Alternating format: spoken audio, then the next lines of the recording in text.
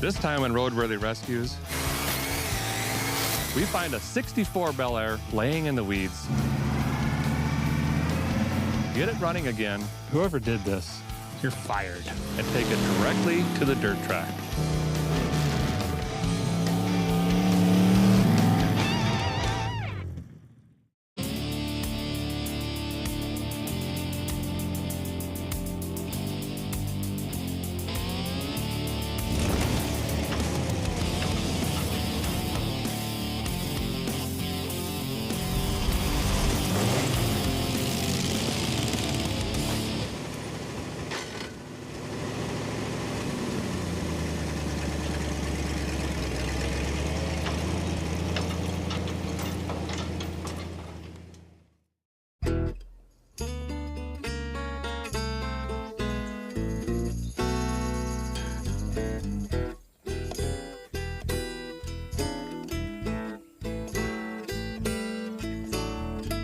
Watch out, rattlesnakes. Bumblebees. Ouch, that's prickly. I'm in a field on the border of Tennessee and Kentucky, and somewhere in this field is a 1964 Chevrolet Bel Air. 64 is the last year of the 5th generation. Of course, Bel Air is known for the iconic 50s, the Tri-5s, 2-door flavor. This one is none of that. This is a 4-door crew cab flavor. Boy, this body is, whew. I can already tell on this side, someone was, grinding on it with a flap disc and a chisel, and there's some Bondo over rust. I'm gonna get my Bondo checker out. Pretty good. That's neat. See what we got in the rear here. I'll be dipped. There's a vice grip holding the taillight in. I think I owned this car, pretty sure. Easy now, watch the paint. Move on to the captain's side here. This might get a little tricky. Yes, yes. Good thing I'm a brown belt. Yes, yes. Yes. Oh yeah, still got it. That's a tree, actually. Okay, no wonder it broke my hand. All these seats look like, oh, take that back, they are not luxury. Smells like a bird nest dipped in brute. Stings the nostrils, I like it. We got a racing steering wheel, broken column, no key. Throttle ain't throttling. Whatever brakes it had are now gone. That's good. Oh, we got a recip. Exhaust, 2010. I would probably guess that's the last time this thing was on the road. Look out, little sapling. We got a fuel make it happener. It's a Holly 4-barrel.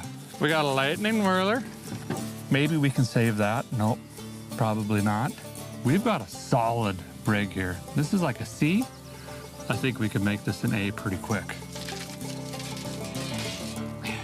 Oh. It is hot in there. Gonna get under the hood here in a second, but I got my Crop Circle Maker 9000. Just gonna make a clearing here. I'd like to walk away with only 12 ticks today, if possible. Well, these are coming up through the bumper. Front end looks great. Grill's all intact. That's good. Where are you, you little devil? All right. Well, we got a small block Chevy flavor. I could tell by the crank and the oil fill here that it is most certainly a 283. Now, there ain't really nothing special about a 283. They made about 170 horsepower, which you're probably thinking, well, that's not a lot, but a 350 circa 1995 made 180. So it really wasn't that bad, but there's no reason we have to keep this thing. Plus, it's missing a lot of parts. Hardware to the valve covers, missing bolts on the intake, charging whirler, belts, battery. Wiring is an absolute mess. What is... Okay, we've got an HEI ignition module wired in before a coil and point system. That's different. This is going to be quite the challenge to get running, actually. First, some landscaping.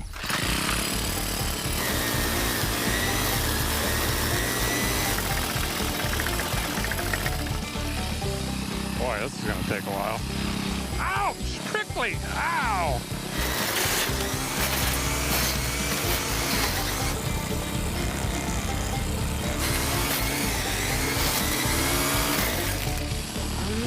It's in my retinas!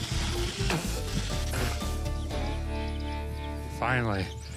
You know, this body style, the Bel Air, Biscayne, Impala, really popular in the lowriding scene. What I see here is a V8 rear-wheel drive car, and these could make fun family hot rod cruisers, right? So what I'm thinking is we shoot some paint on this thing, change the color up here, and then get this tired 283 out of here, put a little bit more cubic inches under the hood, maybe a 350 with a hot cam, clean the thing up, tires and wheels, put this thing back on the street.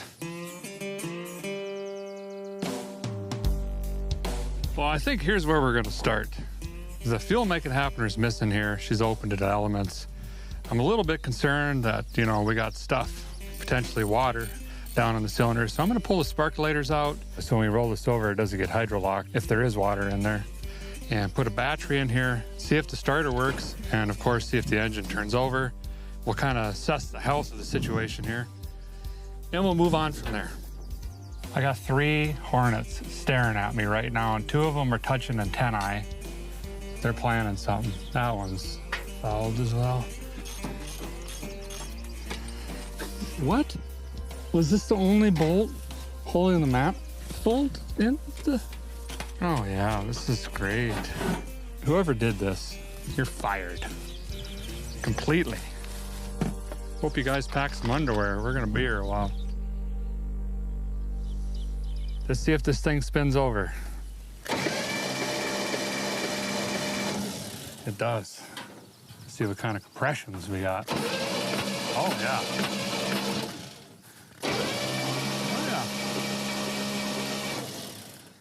Nice. So I'm gonna gently remove these wasps from the situation here so we can get in here and work a little bit. Get out of here. Oh, I think that was a beetle, but in this episode, I get fined by PETA. So I zip tied the HEI ignition control module to the coil and then ran a wire that's just barely touching the back over to the sad post over here. We've got sparkles. Now, we got to start putting this thing back together and we can get this thing fired up. Oh! Yeah, I was like from the slough. It's the good water. It's got all the minerals, vitamins. Whew. Why did I do that when I have to get under there and change the oil? That's fine. See if this bad boy holds some wind. Wrangler! I don't know why we have truck tires on here, but I approve.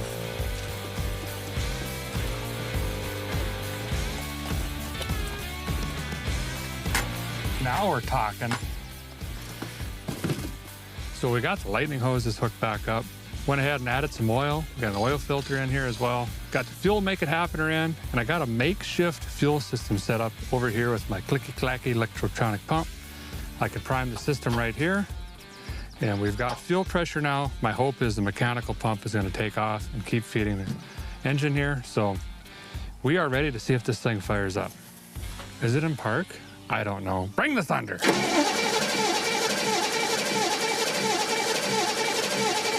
Nothing. Oh, I have to flip the switch under the dash that I discovered is part of the Steel Me process on the ignition.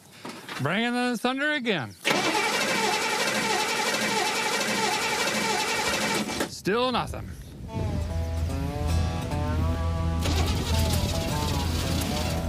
Swirling right there. That's gonna do something. Right there. Funnel. See it coming down? Yep. I told you a nader was coming.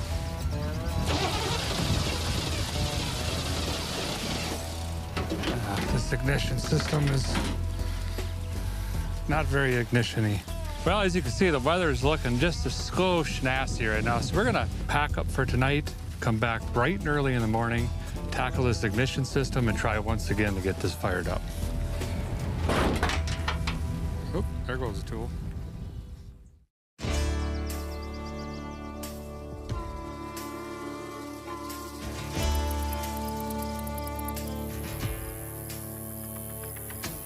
Good morning, day 2 back on the 64 Bel Air here. Yesterday, heard it run just for a few seconds. The ignition system isn't quite cutting it. This thing is cobbled together, so we're gonna delete all that, throw in a simple HEI system, and hopefully get out of here. Whoever stabbed this distributor in also did it incorrectly. Number 1 on Chevrolets usually point towards, the number 1 cylinder, but this one's pointing towards that pine tree down there. I think I'm gonna keep this actually.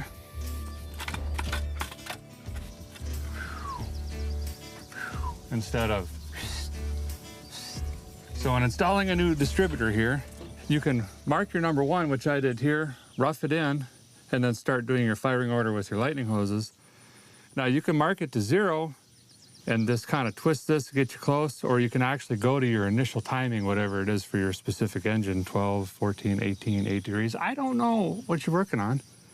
And then you line it up exactly. That is rough enough to get you started, and then you could throw a timing light on it and dial it in from there. That doesn't sound like a very good engine.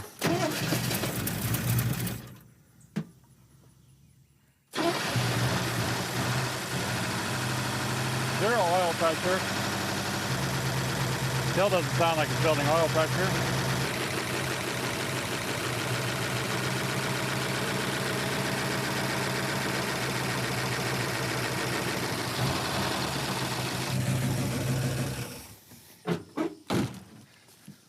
Well, the good news is it runs. It's alive. Bad news is the valve train was either incorrectly installed and adjusted, and or both, we don't have oil pressure, because that's a mess. But it runs. Huge, huge step towards getting home. Finally. Get my fuel cell in here. Oh yeah. Put your seatbelt on. We don't have any. Now that it kind of runs, now I'm gonna try to fire it back up. Throw this thing in gear. Sounds terrible until you close the hood. Scoot it up this hill, try to get on a flat ground or surface.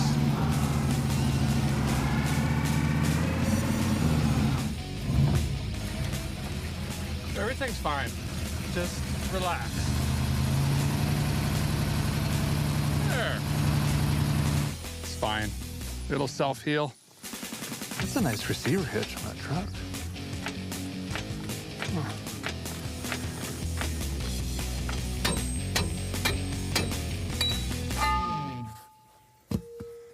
Someone put new brakes in here.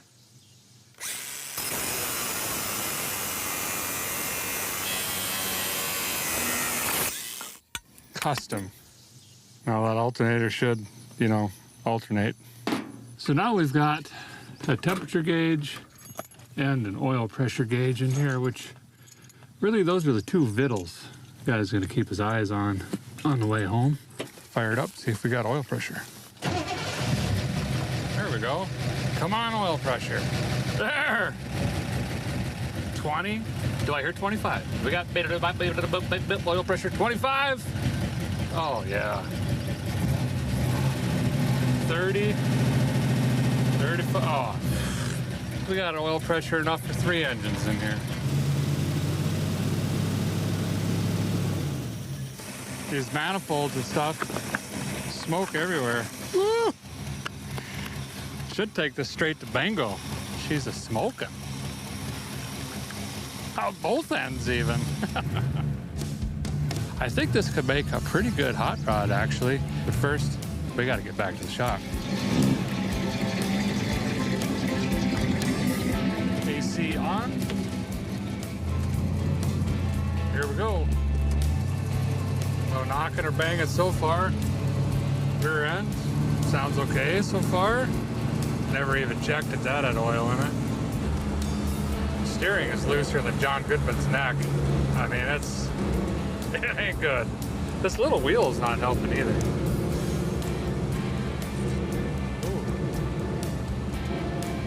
Something rubbing.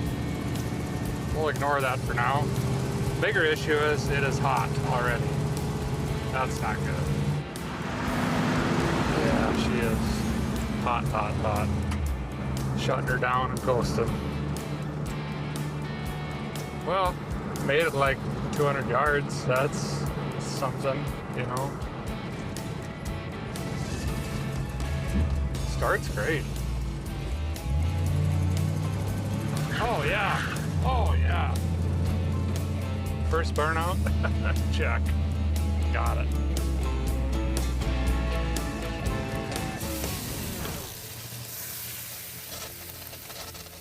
We could use like 6 gallons of water. Definitely running a lot cooler. It's gonna be interesting to see if these tires hold in there. They are significantly rotten. Kind of like the Green Tomato movie. This is one of the only cars I actually fit in, thanks to the sacked out seat. Pretty much sitting on the floor. My speedometer's a little crooked. There we go. Now it still doesn't work. Oop, come on now. It's kind of too bad. Other than being completely gutless, this 283 runs pretty good.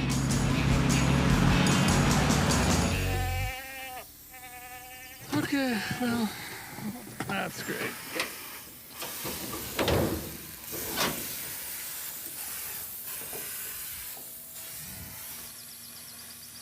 Well, as you can see, it is not happy. I can't keep this thing cool. Tried all the different speeds, different fueling, different timing, you name it. We got a bad rat or there's something going on with the head gasket or something like that. Plus, we got a captain side front tire down. I didn't think these would make it very far. So we're gonna go ahead and scoop this up on a flatbed, just have it towed to the shop, slam it on the ground there, and we could just tear right into this thing and fix this. That's what we'll do. I guess this is how it works.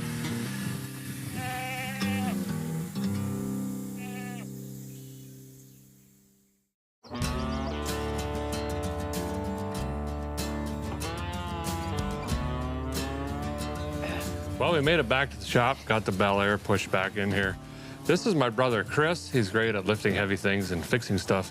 First thing we're gonna do is pull this 283 and Power Glide out, and we're gonna take a 350 out of my 74 Chevrolet Camaro, and we're gonna put that back in with the same Power Glide. If we play our cards right, we could end up at a dirt track this weekend. You ready? Yep. All right. So here's what I'm thinking. If we just tag team this and just start getting all the perimeter stuff off, and then we'll lift it up and do the drive shaft and transmission cross member. This is gonna be interesting because Chris can't even open a newspaper without ripping it in half. So seeing him try to delicately play with plastic parts and things is, well, I'm excited to see how this turns out. Hello, darling. It's nice to see you. And oh,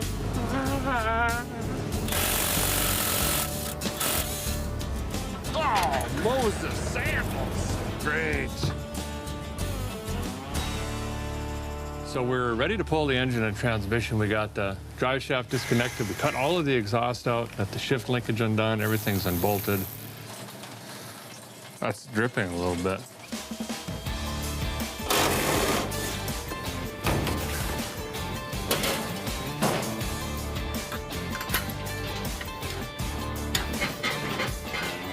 We've got separation. Oh, that's neat. That was that vibration. Motor mounts, really good. Add that to the list.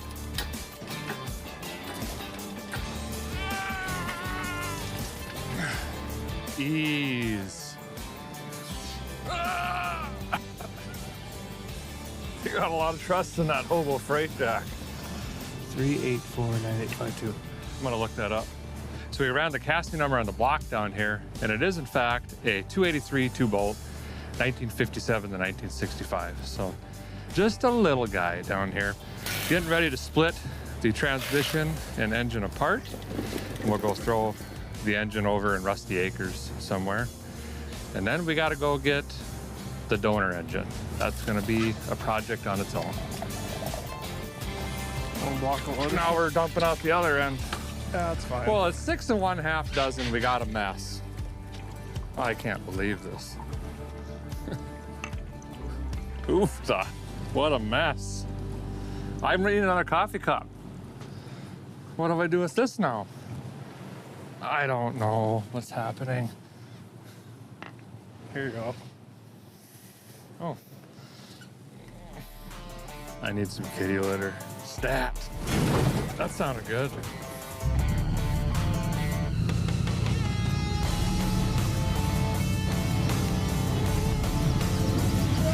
Okay, bring her back. Out of gas. This is a real high budget operation here. So here's our donor vehicle, Chevrolet Camaro. So I bought this as a parts car, no title. Came out of a barn and sat in there for almost 3 decades.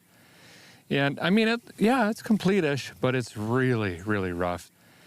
Under the hood is a very good running 350. It's been hopped up. There's some speed parts in it. It's all brand new on the inside, but I don't got the receipts. You know what I mean? But we should be able to pull this out really quick, merge some of the parts, and have a really nice running 350. But first, we got to tow it up to the shop. 75 pounds of oil pressure. This truck's too good for me. Oh yeah, she's gonna want to turn. We got a flat tire. This tire's on the rim over here. I don't know if you want to drag it. Best purchase ever, this truck right here. Oh, this concrete is nice and cold. 1999 magazine. Ooh, coupons. 99-cent suits. Easy, probably taking the headlights out. Oh yeah, bumpers aren't even close. That's fine. Let it happen.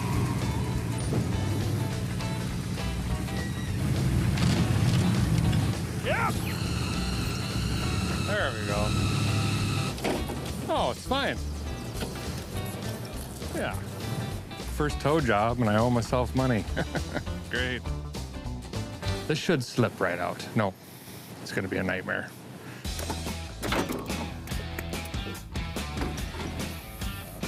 We can reuse that. We can use this belt. We got real life bracketry. That's neat. Success. The 350 and turbo 350 transmission are out of the Camaro back here. Next step is split this transmission from this particular engine. A lot of stuff could be cleaned up here. Put a few new parts back on this, marry the Power Glide to this engine, and then of course get the Bel Air back in the shop and drop that back in the car. Super easy. Should only take a couple minutes. No, it's gonna be a long night. But hey, progress is progress.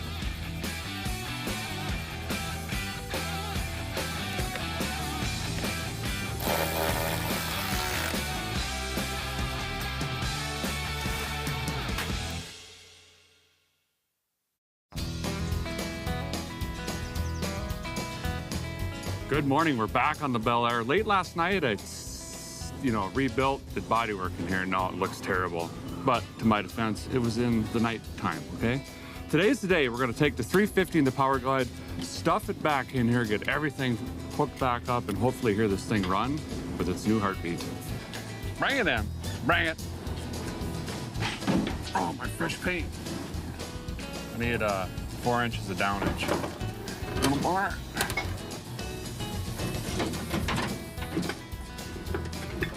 All right, downage.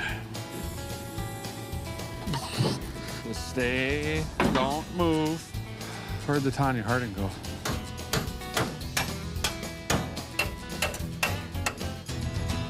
So we got the 350 sitting in here and we wanted to hurry up and get it on the lift so we could get the transmission cross member in to, hold the transmission in.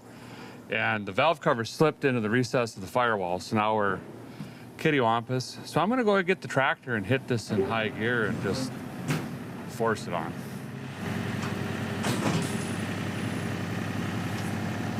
Yep.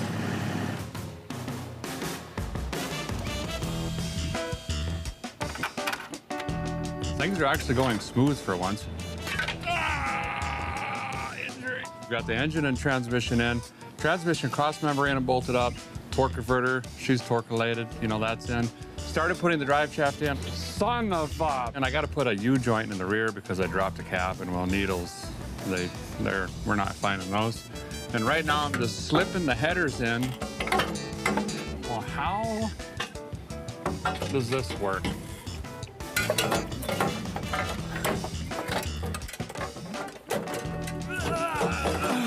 Well, that was easy. You could definitely do this in your driveway. And I think we can lower the car down and actually start bolting on all the accessories up top. I'm gonna pull this back out and turn the oil pump shaft. I'm pretty maxed because of the vacuum canister right now. There we go. That's exactly what I wanted. Now, see my number one here. Got a lot of adjustability. So we're gonna be digging into this rear end here, take the third member out, pull the axles, take a peek at it, see if we can figure out what gear is in this bad boy, probably a highway gear. Be good to flush that and put new gear oil in anyway. We got a 308 rear. Not ideal for the roundy rounds, but great on the highway and fuel economy. Anywho, what we're gonna do is get in here next to all this broken metal and shims and stuff. Ignore that, but we're gonna be welding these bad spider gears so both axles are gonna turn at the same time, no matter what. Terrible for street driving, awesome for dirt tracks. I didn't know that rear end was blown, actually.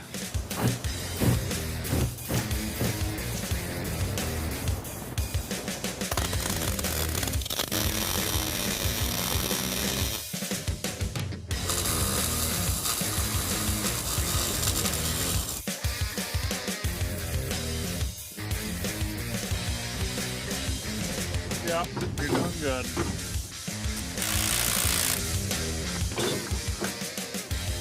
There we go. Oh wait, we got mags. I gotta rebuild that. There. Brand new.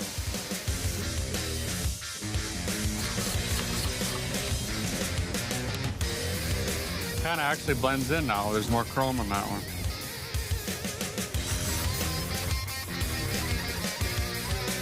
So I've been running all the wires for the temperature sender, fuel pressure, a speed sensor, 12-volt power, nice ground, stuff like that. Putting in this dash here is the reason why. I still have to screw this in, but welcome to the spaceship. That'll be all of our gauges now. Looks actually really nice. Cranking, watch your arms. Yep.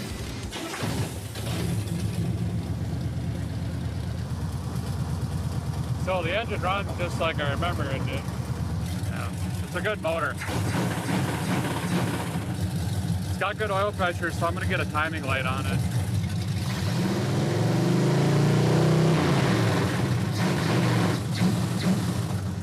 Yes.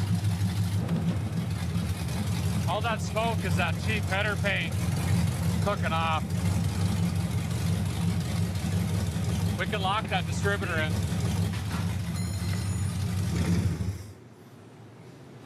What? You think it's smoking or something? I gotta use my eyes, you know, to see the bolt. So what we're gonna do right now is go shake this thing down, go chase some cows or something, I don't know.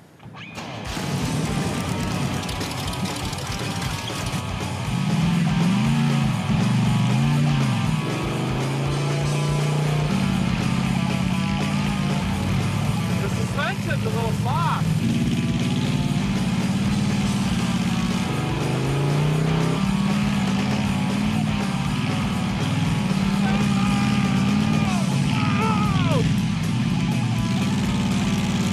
Does okay.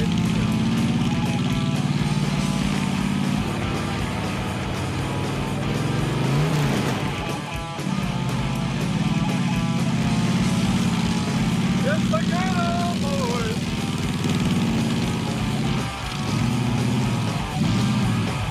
Boy, it really felt like we were going to roll there a couple times.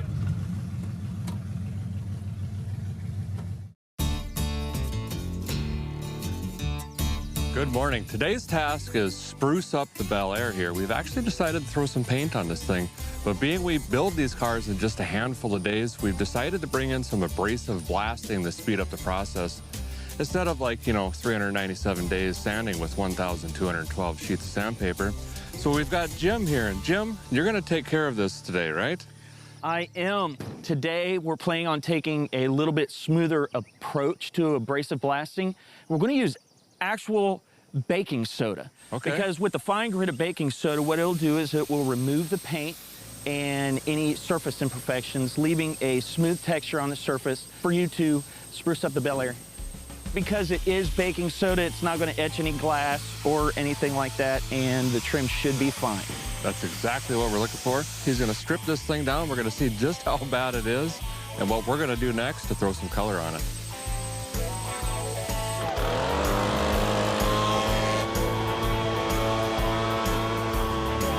Blasting is complete. I gotta tell you, it saved a ton of time, but this car is significantly worse than we anticipated. We knew it was a little bit rough, but there is so much rust and different layers of Bondo on this car. We're gonna switch gears a little bit. Instead of shooting some color on this, we're gonna finish sanding this out. Not a lot though. We wanted to leave some of the surface rust, different coloring, and even some of the Bondo and body filler in this thing. We're gonna go ahead and just clear coat this and just leave this basically bare metal, rust, a little bit of Bondo, this and that, and just kind of preserve the way it is, holding true to hot rodding. Let's just put this thing back on the street and use it. We'll fix it up over time. Well, I guess in our case, we're putting it on the dirt track.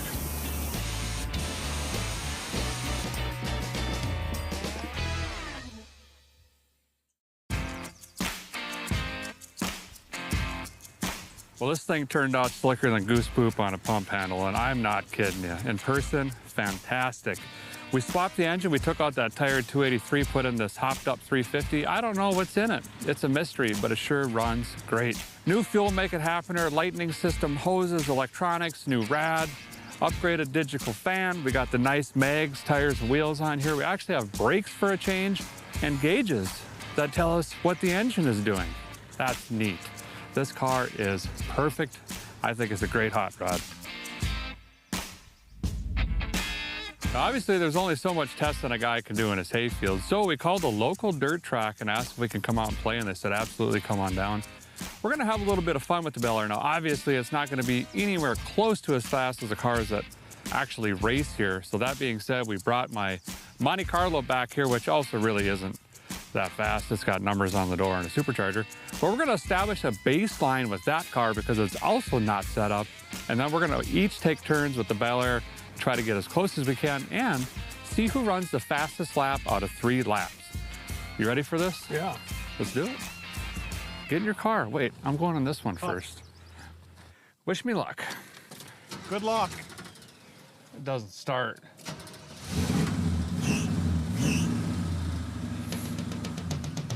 Hammer on it! So I'm just gonna go out and get a feel for it.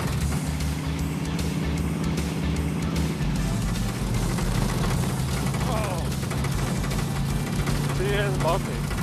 How's it going in there? Does it need a little more wedge or something? Not designed for this. Was that an alien or were you trying to talk? Understeer! Carburetor bad! Oh, yeah! Wall there. There's a wall there. All right, here we go. We're gonna set a time. It's gonna go hot this time.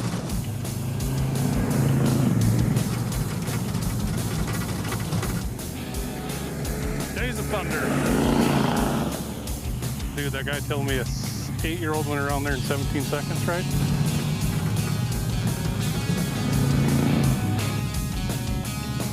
$21.99 was that one. I didn't like that lap. Early apex. Let's try to go a little higher.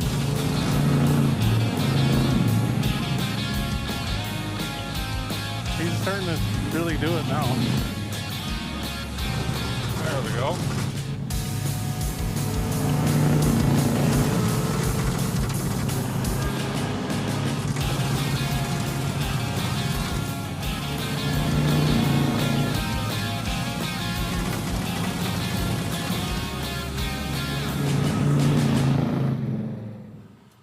What do we got?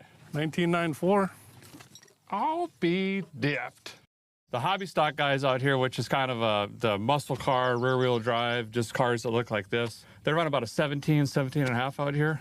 Pretty decent. Now let's see what the Bel Air can do on some snow tires. Your GoPro is...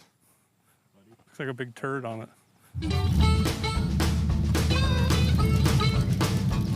at the track going hot.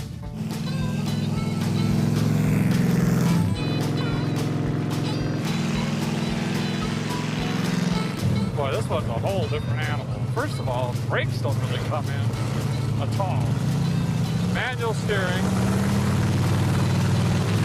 Suspension is, well, it's not suspensioning very good. $22.99.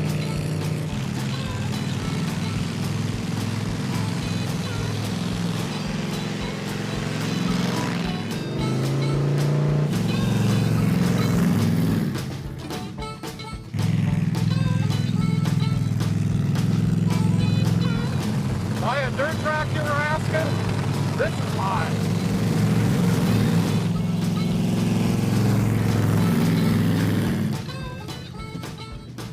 We got smoke. We got smoke. Get the hood open. Oh. Well, come here. I'm trying to check your temperature. Found it. Small electrical fire. Oh, these wires got wrapped around the steering column from all the go left action and arced out. No big deal. Electro-digital tape, back in the throttle. What was my time? 21.22. Wow.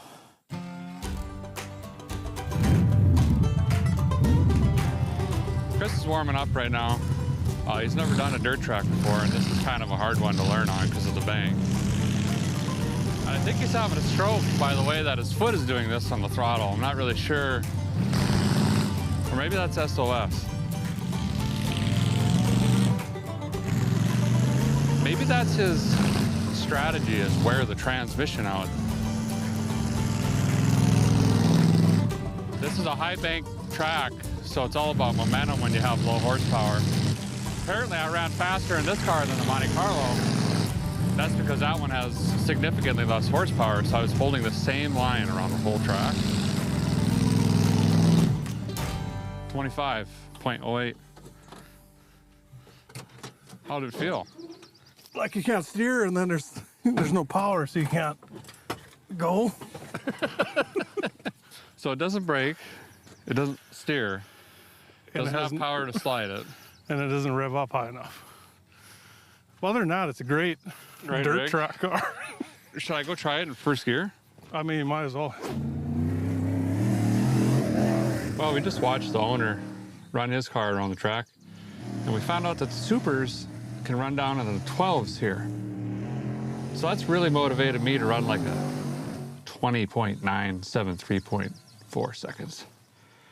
Maybe. We'll see if the Bel Air's got it. Either way, Chris is gonna have to beat it.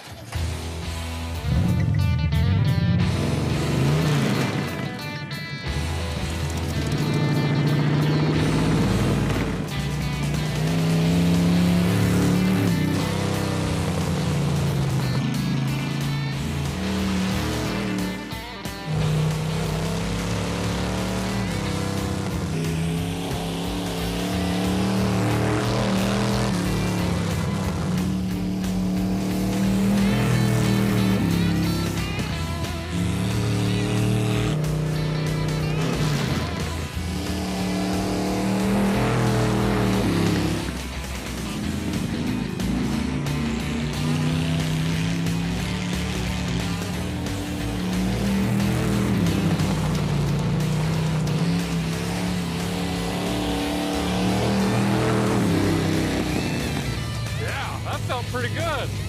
I think I might have beat it. I beat it, didn't I? It was 1997. Really? Yeah. So keep it in first, man. This thing. That's way better. Oh, then the four barrel and stuff. And it's almost perfect. You're at about 5,000 RPM right when you pitch the car. So what was the difference? 0.03 of a second? You're talking door-to-door racing right there. Naturally aspirated 350 with a power glide, worn out everything on way too small of snow tires, versus a supercharged 400 with a turbo 400 transmission and 15x10 dirt track tires. Interesting. The old Bel Air can bring it. Love this car. I'm gonna do a couple more before Yeah, practice. I'll yell hammer down out the window. Just give me a Kenny Rogers out the window. No, I'm yelling. All right. Remember that teenager on the throttle I was talking about?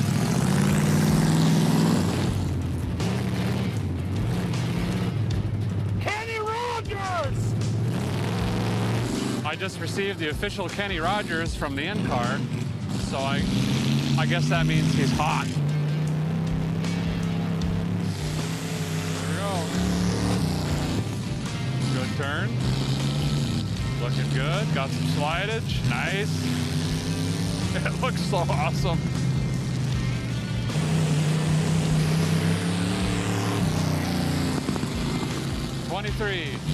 He likes turn 2. He does great there. This one's a little more intimidating when you're coming in with a full head of steam and there's just concrete. Shifted. He got faster though.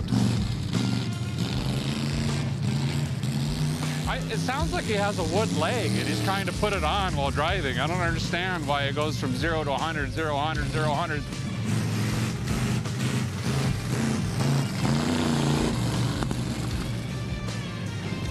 Earplugs would have been a smart choice. 20.39 is his official fastest lap, which really is not that much slower than me just feeding it. So that's pretty impressive for Christopher. First time driver of the impressive Silver Bullet race machine. That was a lot of fun. The Bel Air ended up running 300 slower than the Monte Carlo, but I gotta do it. I'm gonna declare this car the winner because just a few days ago it was buried in chest-high weeds and missing a bunch of parts. Now it's out here slinging dirt. We're having fun with it. I think I nailed it on this car as far as a hot rod goes. Just something we can enjoy, drive for now, build over time. That's gonna do it for this episode of Roadworthy Rescues, but stay tuned. There's a lot more to save.